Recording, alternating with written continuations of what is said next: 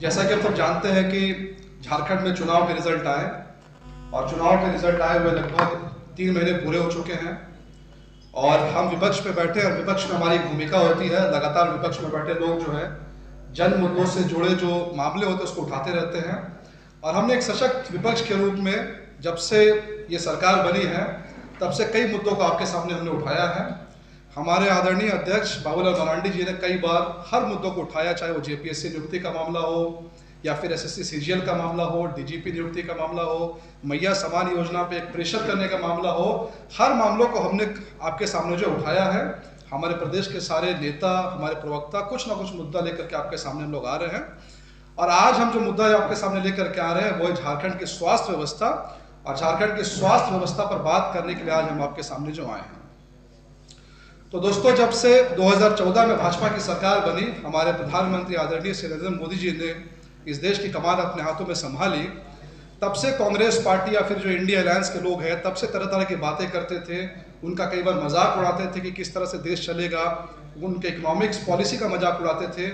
लेकिन नरेंद्र मोदी जी ने इस बात को साबित कर दिया कि पंडित दीनदयाल उपाध्याय के बताए हुए रास्ते यानी अंत्योदय पर कोई प्रधानमंत्री आज तक चला है तो नरेंद्र मोदी जी है। उन्होंने जब से कमान संभाली है तब से लगातार कुछ ना कुछ पॉलिसी, कुछ ना कुछ स्कीम्स देश के गरीबों के लिए, देश के वंचितों के लिए, सोशली एक्सक्लूडेड क्लासेस के लिए हमेशा कोई ना कोई स्कीम लेकर के आए। उदाहरण के लिए, गरीबों के पास घर नहीं था तो उनको प्रधानमंत्री आवास योजना के तहत घर दिया गया। उस घर में शौचालय दिया गया प्रधानमंत्री स्वच्छ भारत मिशन के थ्रू। उस घर में उज्ज्वला स्कीम के थ्रू गैस का कनेक्शन दिया गया। सामने सड़कें दी गई प्रधानमंत्री सड़क परियोजना के थ्रू। लेकिन जब इंसान का जो टाइम टेबल है, लाइफलाइन है, बहुत स्मूथली चलता, चीज़ें बहुत अच्छे से चलती है, लेकिन हम सब के जीवन में, मेरे जीवन में, आपके जीवन में या हम सब के जानने वालों के जीवन में कभी ना कभी पूरी जिंदगी में उथल पुथल आ जाता है जब हमारा कोई रिश्तेदार, हमारा कोई बेटा, हमारी कोई बहन, हमारी माता कोई बीमार पड़ता है। उस समय तमाम जो हमारा लाइफ स्टाइल है वहीं हमें रुक जाता है। आपके सामने रवि प्रकाश जी का उदाहरण है। आपके पत्रकार बंधु थे, कितने अच्छे पत्रकार थे, लेकिन जैसे ही उनको कैंसर हुआ उनका पूरा का पूरा जीवन थम गया, उनका परिवार काफ़ी अस्त व्यस्त हो गया। इन्हीं चीज़ों को देखते हुए भारत में इंश्योरेंस कंपनीज का काफ़ी बोलबाला है।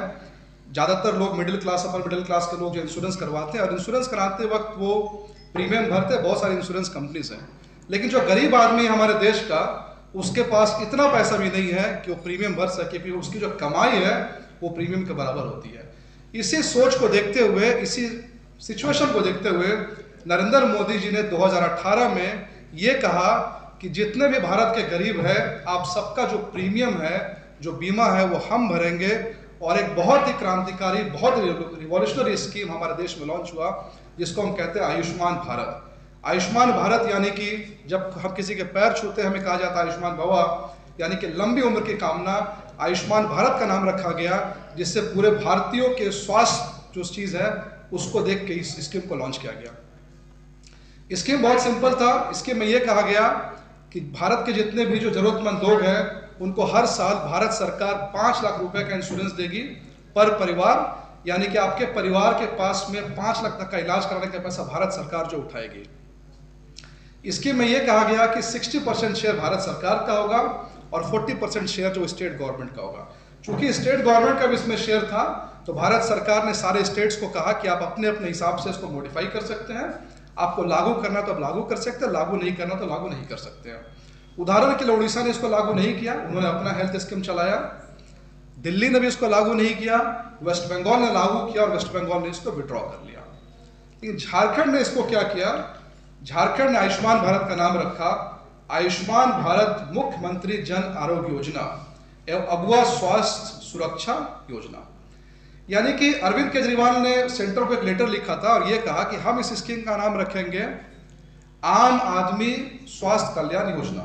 सेंटर ने कहा आप आम आदमी के नाम पे रखिए, केजरीवाल जी के नाम पे रखिए, हम कोई आपत्ति नहीं है, सिर्फ आयुष्मान भारत शब्द इसमें जो आना चाहिए तब आप इस स्कीम को लॉन्च कर सकते हैं। इसलिए झारखंड ने जब लॉन्च किया तो आयुष्मान भारत क्या किया, मुख्यमंत्री जन आरोग्य योजना को लगा दिया।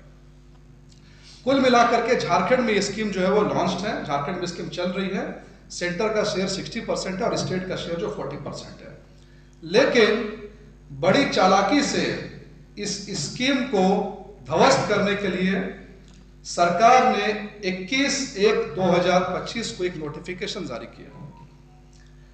अब यह नोटिफिकेशन स्वास्थ्य विभाग ने जारी किया है। इसमें लिखा हुआ है, इसमें विभागीय मंत्री का अनुमोदन प्राप्त है। हम इसको सरकार का नोटिफिकेशन इसलिए कह रहे हैं क्योंकि as per article 75 Indian constitution there is concept of collective responsibility, यानी कि मंत्रिमंडल की हमेशा कलेक्टिव रिस्पॉन्सिबिलिटी होती है। कोई मंत्री इंडिविजुअल डिसीजन नहीं ले सकता, उसका डिसीजन हमेशा सरकार पे बाइंडिंग होता है। यानी ये डिसीजन पूरे के पूरे हेमंत सोरेन सरकार द्वारा लाया गया है। अब इसमें क्या लिखा हुआ है, मैं थोड़ा सा इसको बस ब्रीफली पढ़ूंगा और फिर मैं बताऊंगा कि इसमें इशू क्या है और किस तरीके से झारखंड में स्वास्थ्य व्यवस्था के साथ खिलवाड़ हो रहा है। इसमें यह लिखा हुआ है, सबसे पहला यह है कि आयुष्मान भारत मुख्यमंत्री जन आरोग्य योजना एवं अबुआ स्वास्थ्य योजना अब जो है निम्नलिखित शर्तों पर लागू की जाएगी। कुछ शर्त दिए गए हैं। सबसे पहला शर्त यह है कि ये उन्हीं हॉस्पिटल को मिलेगा शहरी क्षेत्र में जहां पर न्यूनतम बेड 50 हो, यानी कम से कम 50 बेड हो, तब आपको ये लाभ मिलेगा। कहां पर? शहरी क्षेत्र में। दूसरा दिया गया, ग्रामीण क्षेत्र में कम से कम 30 बेड की संख्या होना चाहिए, तब को ये लाभ मिलेगा। जो थर्ड है वो दिया गया कि जहां पर डे केयर केवल है, डे केयर का मतलब 4-5 घंटे का अगर क्लिनिक है तो उसके लिए 5 बेड का क्राइटेरिया डाला गया।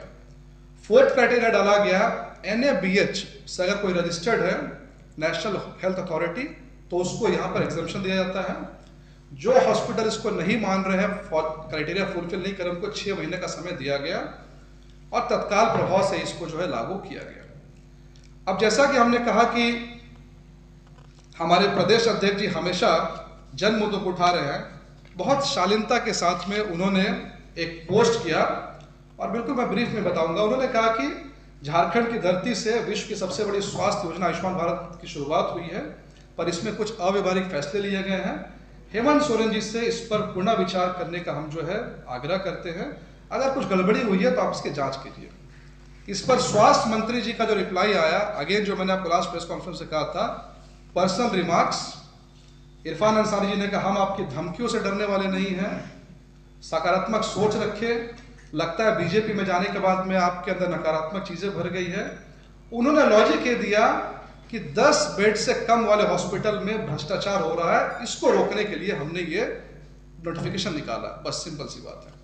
अब हम आते हैं कि हमारा इसमें ऑब्जेक्शन कहाँ है, हमारे एलिगेशंस कहाँ पर है।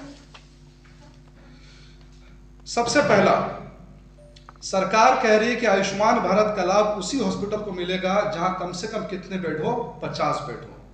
डेटा यह कहता है अभी के समय पे आयुष्मान भारत में पूरे झारखंड में 550 हॉस्पिटल रजिस्टर्ड हैं, लेकिन 50 बेड का क्राइटेरिया करने के बाद में पूरे झारखंड में शहरी क्षेत्रों में 15 से ज्यादा अस्पताल ऐसे नहीं है इसमें 50 बेड से ऊपर। 15 रांची के अंदर में लगभग 10, जमशेदपुर, धनबाद, इन शहरों में सिर्फ कितने हॉस्पिटल है? 50 बेड का हॉस्पिटल है।